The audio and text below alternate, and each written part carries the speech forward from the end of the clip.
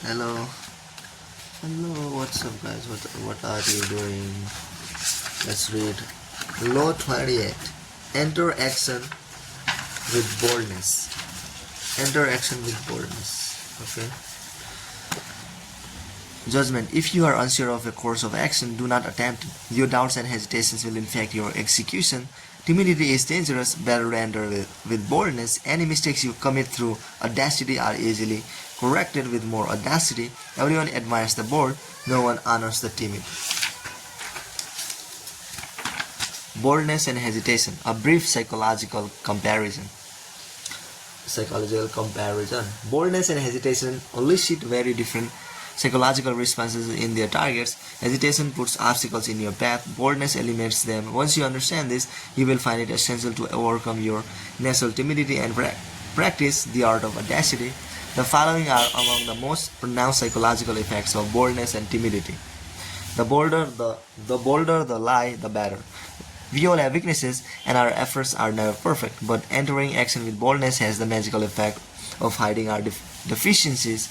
Con artists know that the bolder the lie, the more convincing it becomes. The sheer audacity of the story makes it more credible, distracting attention from its inconsistencies. When putting together a con or entering any kind of negotiation, go further than you plan. Ask for the moon and you will be surprised how often you get it. Lion circle the hesitant prey. People have a sixth sense for the weakness of others. If in a first encounter you demonstrate your willingness to compromise, back down and retreat, you bring out the lion even in people who are not necessarily bloodthirsty. Everything depends on perception, and once you are seen as the kind of person who quickly goes on the defensive, who is willing to negotiate and be amenable, you will be pushed around without mercy. Boldness strikes fear. Fear creates authority. The bold move makes you seem larger and more powerful than you are. If it comes suddenly with the stealth and swiftness of a snake, it inspires that much more fear. By intimidating with a bold move, you establish a precedent. In every subsequent encounter, people will be on the defensive in terror of your next strike. Going halfway with half a heart digs the deeper grip. If you enter an action with less than total confidence, you set up obstacles in your own path. When a problem arises, you will grow confused, seeing options where there are none and inadvertently creating more problems still. Retreating from the hunter, the timid hare scurries more easily into his snares. Hesitation creates gaps. Boldness obliterates them. When you take time to think, to hem and haw, you create a gap that allows other time to think as well. Your timidity infects people with awkward energy, elicits embarrassment, doubt springs up on all sides. Boldness destroys such gaps. The swiftness of the move and the energy of the action leave others no space to doubt and worry. In seduction, hesitation is feral. It makes your victim conscious of your intentions. The bold move crowns seduction with triumph. It leaves no time for reflection. Audacity separates you from the herd. Boldness gives you a presence and makes you seem larger than life. The timid fade into the wallpaper. The bold draws attention, and what draws attention draws power. We cannot keep our eyes off the audacious. We cannot wait to see their next bold move. Observance of the law. Observance 1. In May of 1925, 5 of the most successful dealers in the French scrap metal business found themselves invited to an official but highly confidential meeting with the Deputy Director General of the Ministry of Post and Telegraphs at the Hotel Crillon, then the most luxurious hotel in Paris. When the businessmen arrived, it was the Director General himself, Monsieur Lustig, who met them in a swing suit on the top floor. The businessmen had no idea why they had been summoned to this meeting, and they were bursting with curiosity.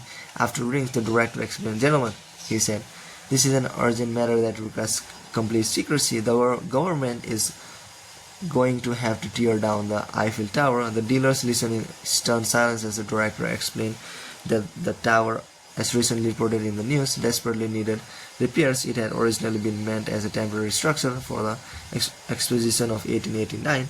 Its maintenance costs had soared over the years, and now, in a time of a fiscal crisis, the government would have to spend millions to fix it.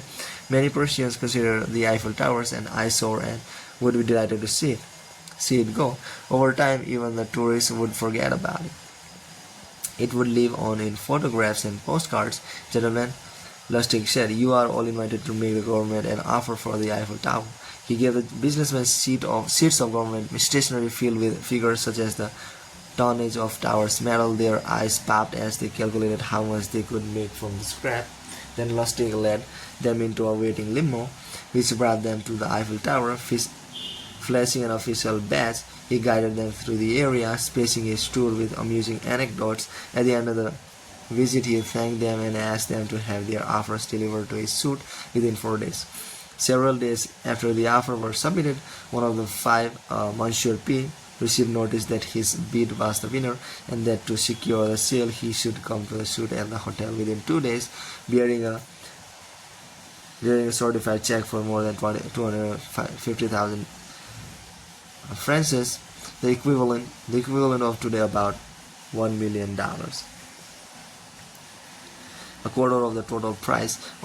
On delivery of the check, he would receive the documents confirming his ownership of the Eiffel Tower. Monsieur P was excited. He would go down in history as the man who had bought and torn down the infamous landmark. But by the time he arrived at the suite, check in hand, he was beginning to have doubts about the whole affair. Why meet in a hotel instead of a government building? Why hadn't he heard from other officials? Was this a hoax, a scam? As he listened to Lustig discuss the arrangement for the scrapping of the tower, he hesitated and contemplated backing out.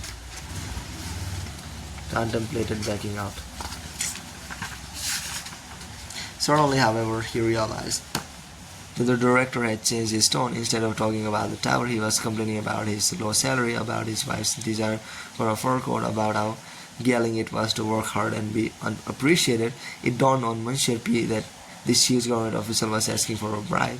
The effect on him, though, was not outrage but relief. Now he was sure that Lustig was for real, since in all of his previous encounters with French bureaucrats, they had inevitably asked for a little greasing of the palm. His confidence restored. Monsieur P slipped the director several thousand francs in bills, then handed him the certificate check. In return, he received the documentation, including an impressive looking bill of sale. He left the hotel dreaming of the profits and fame to come. Over the next few days, however, as Monsieur P waited for correspondence from the government, he began to realize that something was amiss.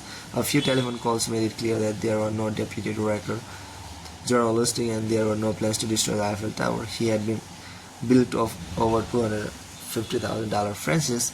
Monsieur P never went to the police. He knew that this kind of reputation he would get if word got out. He had fallen for one of the most absurdly audacious cons in history. Besides the public humiliation, it would have been business suicide. Interpretation. Had Count Victor Ludwig Canardis extraordinaire tried to sell the Arc de Triomphe, a bridge over the Seine, a statue of Balzac, no one would have believed it. But the Eiffel Tower was just too large, too improbable to be part of a calm job. In fact, it was so improbable that Lustig was able to return to Paris 6 months later and resell the Eiffel Tower to a different scrap iron dealer and for a higher price, a sum in France equivalent today to over $1.5 million. Largeness of scale deceives the human eye. It distracts and awes, and is so self-evident that we cannot imagine there is any illusion of deception afoot. Arm yourself with bigness and boldness. Stretch your deceptions as far as they will go and then go further. If you sense that the sucker has suspicions, do as the interpreter Lustig did. Instead of backing down or lowering his price, he simply raised his price higher by asking for and getting a bribe. Asking for more puts the other person on the defensive, cuts out the nibbling effect of compromise and doubt, and overwhelms with its boldness. Okay, that's it, guys. Bye.